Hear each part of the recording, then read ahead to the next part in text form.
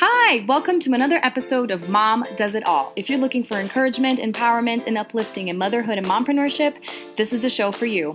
I'm your host, Marta, triplet mom, certified success coach, and all things motivation extraordinaire. In this episode, I'll be answering the question, Marta, how do you do it all? Have you ever wondered that? Well, you're about to find out the answer. Let's dig in. A couple of days ago, someone reached out to me on Instagram and asked me a question, and it was such a powerful question, and I feel like it is totally deserving of a whole podcast episode on it because just talking about it on stories or even writing is not the same because I'm such a talker. And so I figured, why not? And the question was, how do you do it all? I feel so emotionally empty. And first I wanted to kind of give a little bit of a description of what feeling emotionally empty is from my perspective, which is just feeling discouraged, losing that zest for life, really not feeling empowered, lacking confidence and clarity about your purpose on this earth, just really not seeing beyond the horizon or not seeing the horizon or the light at the end of the tunnel, whatever you want to see it. And if you have a different definition, please reach out and tell me how you feel about this. And my answer, really, the short answer is we all kind of feel like this from time to time. And it goes back to everything that I've been saying. There are lows. There are highs and there are lows. The highs are when you feel super encouraged.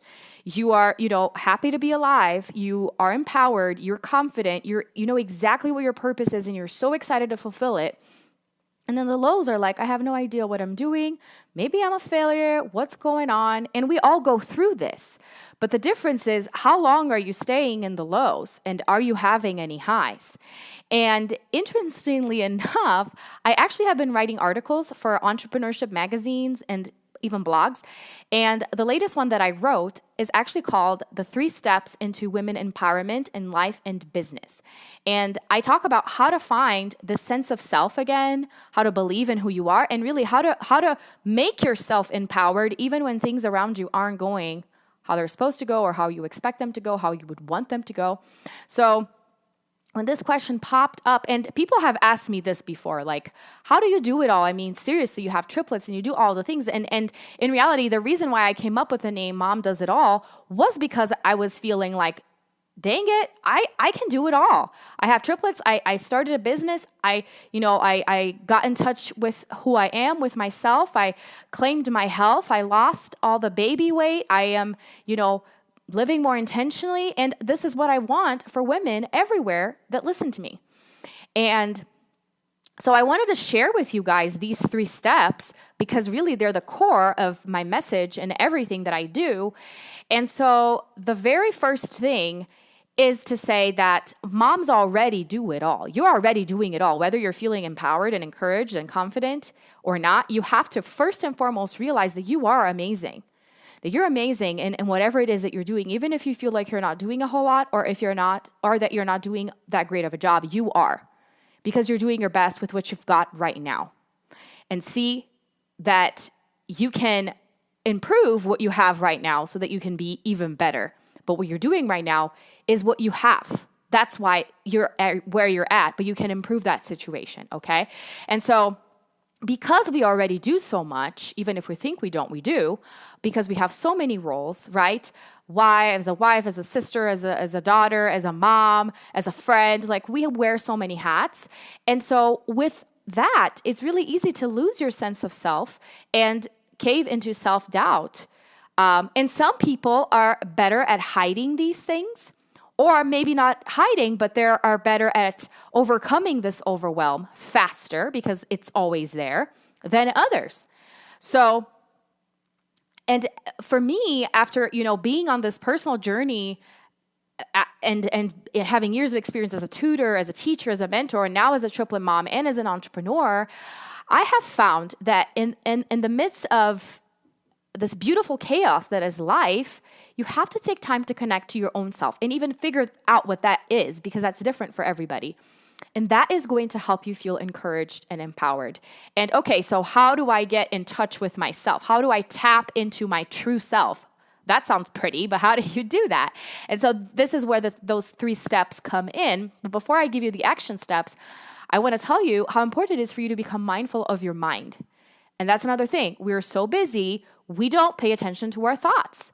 And you have to realize that your thoughts are becoming your feelings. So the more you give in to certain thoughts, the more you're going to experience certain feelings.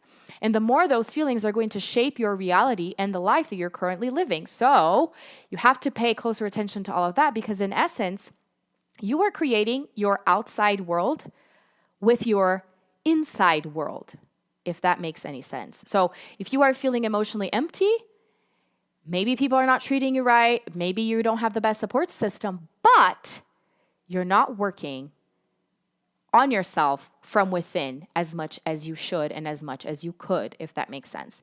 And that's where the whole thing with secret saboteurs comes into place. And paying closer attention to the things that have shaped you up until this day. So are your thoughts mostly fearful, or are they filled with confidence? When you develop this awareness, you can get just amazing insight into your strengths and weaknesses and pinpoint these blockages. And you can even get more specific when you think about the female role models that you've had growing up. And it could be male role models as well, but because we're talking about women empowerment here, I want you to think about the people in your life since you were little that have contributed to who you are today.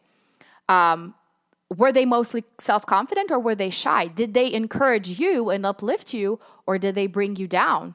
And regardless if you've had good, quote unquote, good or bad role models, they all have played a role in shaping the person that you are today. So it is really crucial for you to understand their effect on you, to pinpoint these things that are not working out, these things that are blocking you, and also to pinpoint your passions, because these people have most likely influenced you in terms of your aspirations, in terms of your desires, or lack thereof too, right? So, and then, but after you look into this, whole self-sabotage and limiting beliefs, think about the things that give you hope, direction, and purpose.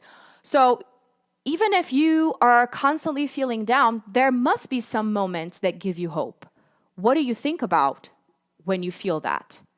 What are the thoughts that create those feelings for you? Is it looking into the eyes of your child? Is it when you spend some time with a friend?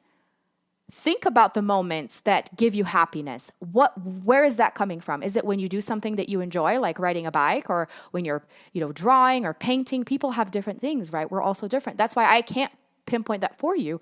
You have to do this yourself.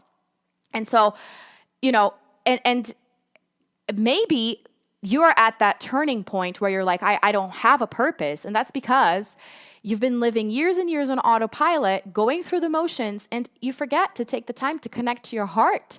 You consult with people before you consult with yourself, right? You ask people what your desires are instead of asking yourself, what is my true desire? What is my true purpose? What is my aspiration in life? And so I really encourage you to go through this process to identify your unique gift, your true self, because only you can do that. And only you have these combinations of gifts. So really, it is your responsibility to figure that out so that you can impact the world with the unique person that you are. So if you haven't done that, it's really time for a self-check. You're listening to me right now. I truly believe everything happens for a reason. If you came across me, my podcast, this episode, and you're listening to this, it's time. It's time, mom. It's time, girl. It's time to reevaluate so that you can fill your cup again and not feel emotionally empty anymore. So maybe, depending on your personality type, so far you've been like, this makes complete sense, or this is 100% abstract. I have no idea what you're saying. How am I going to get in touch with myself and pay closer attention to my feelings? What the heck? So let me give you some action steps here to make this more tangible. First and foremost, I want you to write down your negative thoughts. Maybe, pick a number, 5, 10, I don't know. What are the things that you think that you can identify that are negative, that are bringing you down? Write them down and then rewrite them into positive affirmations. I am a true believer in the power of affirmations because there is power in repetition. That's how our brain works. And this is essentially what we're doing is we're reprogramming our brains to think what we want it to think so that it can create the emotions that we want to feel. And even when things are hard, because things will be hard, check out last week's episode, my last week's solo episode, Hard times will come, but your reaction is what's going to determine your experience during those hard times. So, and write positive affirmations. Flip it around.